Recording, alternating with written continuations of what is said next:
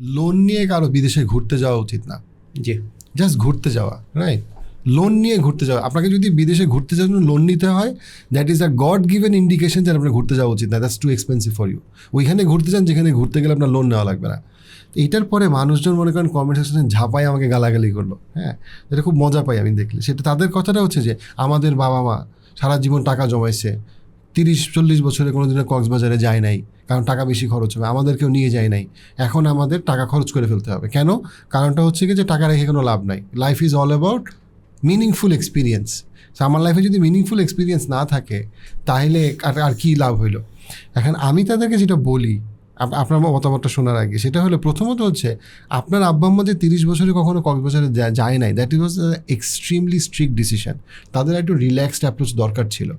But at the same time আপনি হয়ে গেছেন আরেকটা এক্সট্রিমে, কারণ আপনি একটা মিনিংফুল এক্সপিরিয়েন্সের জন্য যদি লোন করেন তাহলে আপনার বাকি জীবনে লোন টানতে টানতে আপনার পুরো জীবনটাই হয়ে যাবে হচ্ছে মানে তেনা।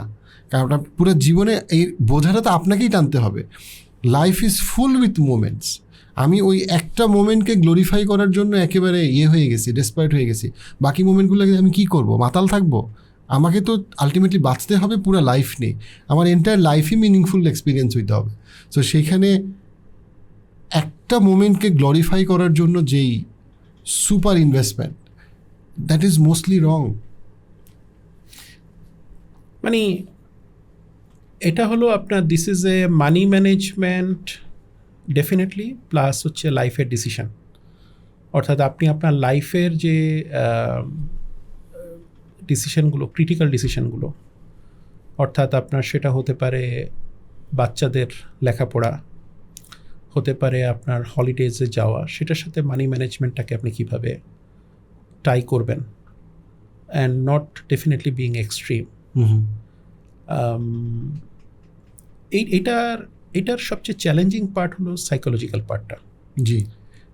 এবং আমাদের ইউনিভার্সিটিতে আমি যখন লেখাপড়া করি, নর্থ সাউথে ফার্স্ট ব্যাচ, বিবিএতে ফাইন্যান্স অ্যান্ড অ্যাকাউন্টিং মেজর ছিল আমাদের একটা বিহেভিয়ারাল একটা সাবজেক্ট ছিল, ফাইন্যান্স ইনভেস্টমেন্ট অ্যানালাইসিস, বিহেভিয়ারাল একটা অংশ ছিল। এটা আরও ভালোভাবে পড়ায় ইউএপে, আমেরিকাতে মাস্টার্স লেভেলে।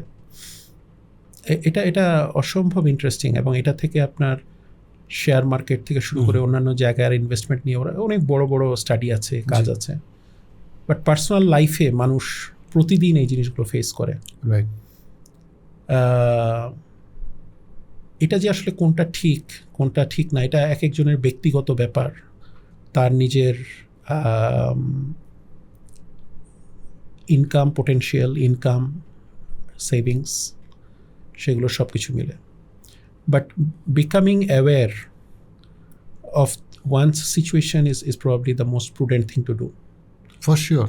এবং ডেফিনেটলি লোন করে না, ডেফিনেটলি না। দেখেন না, সিম্পল একটা জিনিস হচ্ছে যে এই যে মনে করেন বিয়ের জন্য এত খরচ করা, বিয়ের জন্য আপনি কেন এত খরচ করতেছেন? এটা ডেফিনেটলি ইন্ডিয়ান সাবকন্টিনেন্টে একটা প্রবলেম। বাট আমরা কেন বিয়েকে দিন দিন আরও এত এক্সপেন্সিভ বানায় ফেলতেছি? এটা আমরাই বানাচ্ছি। আমাদের বাংলাদেশে এখনও ওই লেভেলে গেছে কিনা আমি জানি না। ইন্ডিয়াতে দেখেছি আমি বিয়ের গেস্টদেরকে নিয়ে ডেস্টিনেশন ওয়েডিং করা, জি, প্রত্যেকটা গেস্টের সব জামা কাপড় দিয়ে দেয়া, ওদের আসা যাওয়ার খরচ দিয়ে দেওয়া, আনবিলিভেবল লেভেলে চলে গেছে বিয়ে।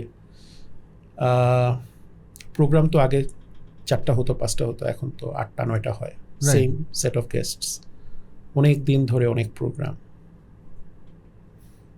I don't know. বাট এই যে মানুষজন এই আনহেলদি ইমব্যালেন্স ফিলসফির জন্যই কিন্তু মানুষ বিয়েতে এত এক্সপেন্স করে। তারপরে হচ্ছে কি যে বাচ্চা হওয়ার আগেই যত রকম খরচ, রাইট না, আপনার নানা রকম নামে, হ্যাঁ, বাচ্চার নাম ঠিক করা, বাচ্চার জিনিসটা ইটস অল অ্যাবাউট আপনি যদি এফোর্ড করতে পারেন আপনি করেন, বাট আপনি যদি এফোর্ড করতে না পারেন, just accept the fact that আপনি এফোর্ড করতে পারেন না। আমার পয়সা নাই, this is one of the best confession that you can ever make. কারণ আপনি যদি আপনার পয়সা নাই, আপনি এফোর্ড করতে পারেন, এটারও একটা ডেফিনেশন দরকার আছে। মানে আপনি চাইলে 60 জন 100 জন লোককে ডেকে একটা রেস্টুরেন্টে আপনি 40-50 টাকা খরচ করতেই পারেন, আপনি এফোর্ড করতেই পারেন। ইটস নট যে আপনি এফোর্ড করতে পারেন না, আপনি পারেন। মানে আমি ধরে নিচ্ছি যারা পারে তারাই করে, এটা আমি ধরে নিচ্ছি।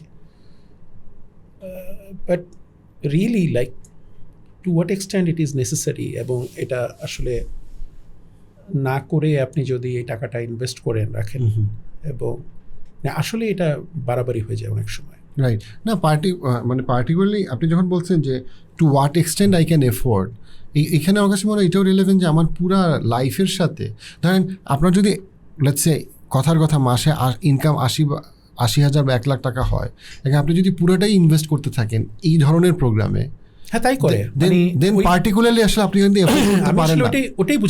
আমি আসলে ওটাই বোঝাতে চেয়েছি যে আসলে আপনার অ্যাকাউন্টে আছে এখন 60,000 টাকা, এর মধ্যে 40,000 টাকা আপনি এখানে খরচ করে ফেলেন যে আই ক্যান এফোর্ড, বাট আসলে তো ব্যাপারটা তা না। আসলে তো আপনাকে আসলে আপনার ব্যাড ডেজের জন্য আপনার কিছু অ্যাসেট তৈরি করতে হবে, আপনাকে একটা সেভিংস করতে হবে, এবং বিশেষ করে বাচ্চা যখন ছোট তখন হলো বাবা মা মানে যখন এই ধরনের একটা প্রোগ্রাম করছে তখন তো মানে বাবা মা দে আর প্রিটি ইয়াং, এবং আই অ্যাজিউম যে তাদের টাকা পয়সা একটু লিমিটেড, ঠিক সেই সময় এই প্রোগ্রামগুলো হয়।